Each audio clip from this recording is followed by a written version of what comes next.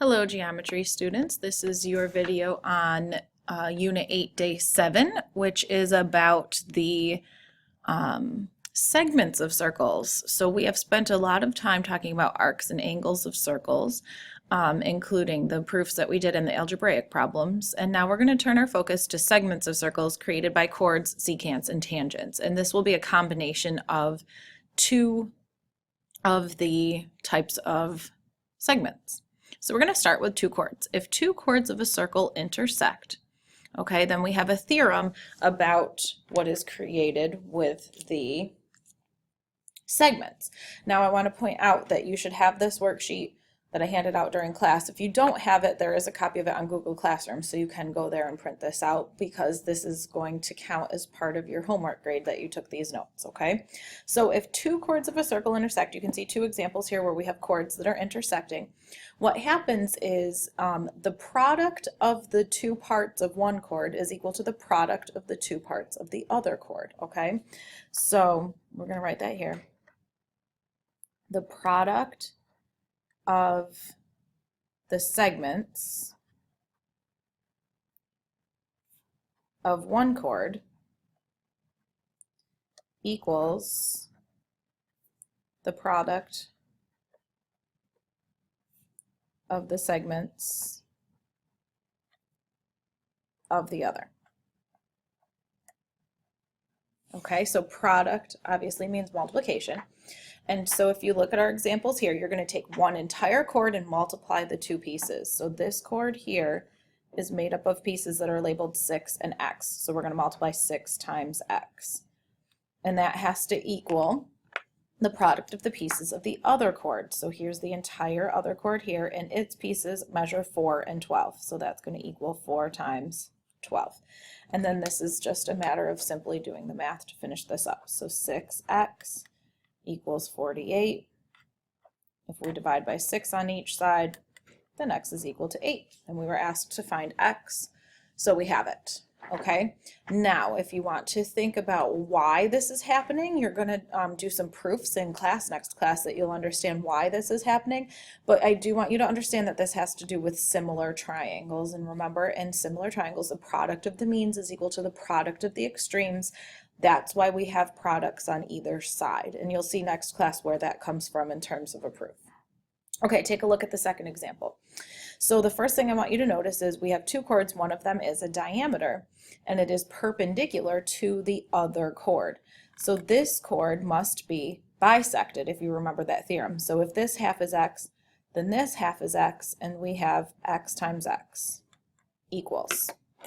Now the other chord, this is tricky because a lot of people want to look at this as half being the center, but you want to look at where the chord intersects it. So the chord intersects it here, so the top half is 2. Then the question is, what does the bottom half measure? We have a radius of 5, okay, and this top part is 2. Well, from the center to the top has to also measure 5, since that's another radius. And so if this is 2, then in here we have 3.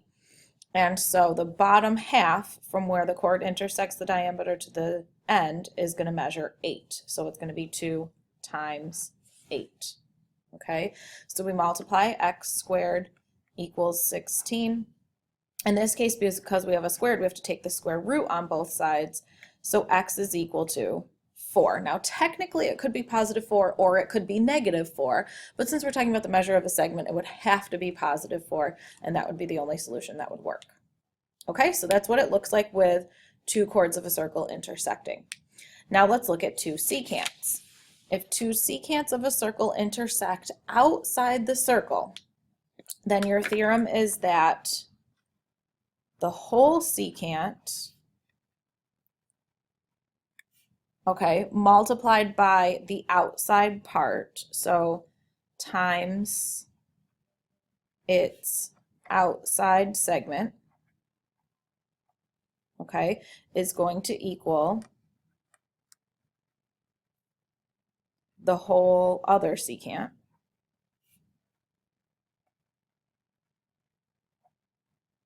times its outside segment.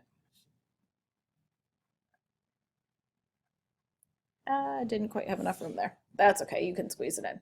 Okay, so the whole secant times the outer piece is going to equal to the other whole secant times the outer piece. So take a look at the first example here. We're going to look at a whole secant. What is that whole secant?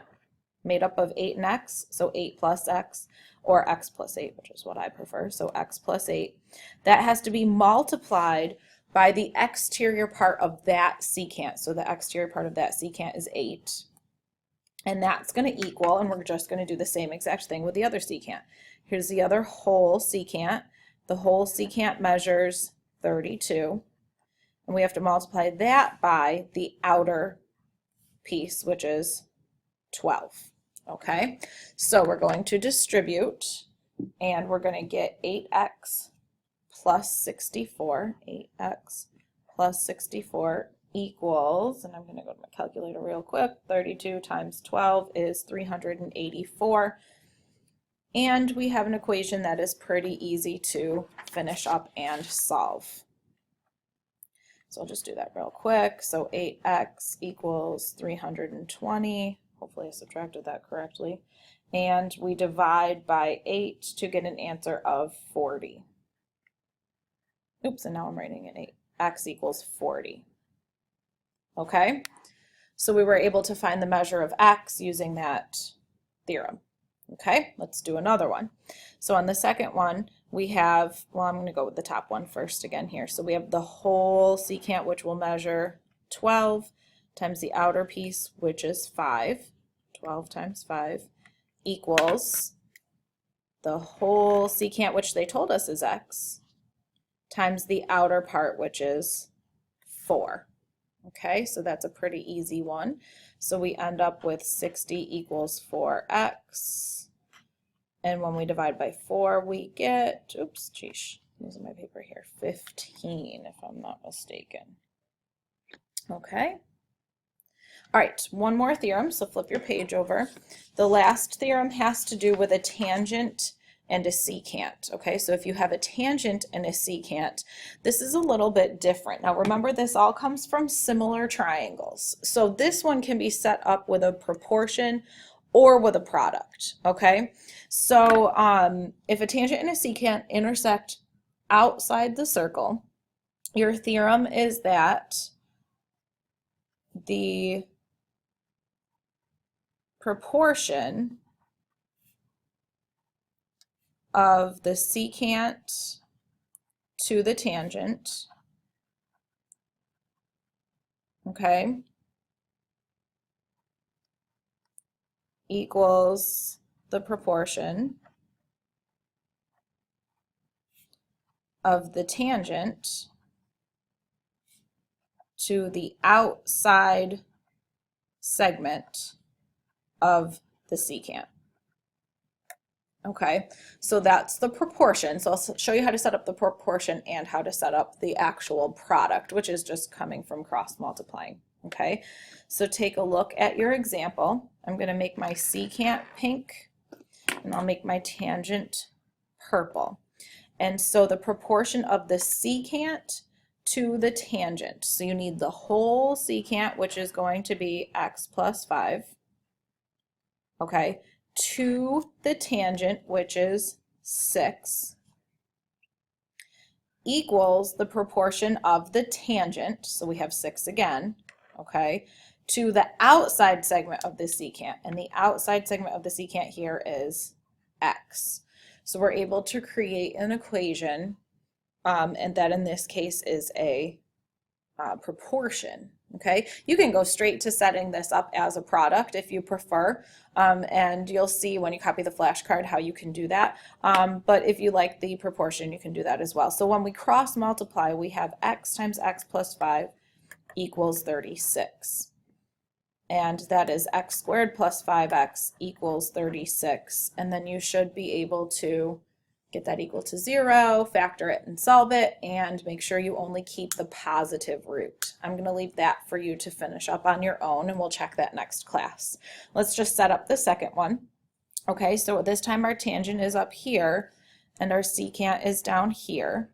Now if you want to go straight to setting this up as a product, notice the product would be the whole secant times the outer part is equal to the tangent times itself. Okay, so let's do that here.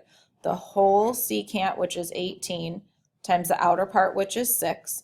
Now I like this one because that's exactly what I did on my previous theorem. I set my whole secant times my outer part equal to, okay, now this time we don't have a secant, so we only have this one segment, so that's going to be equal to that times itself, x times x.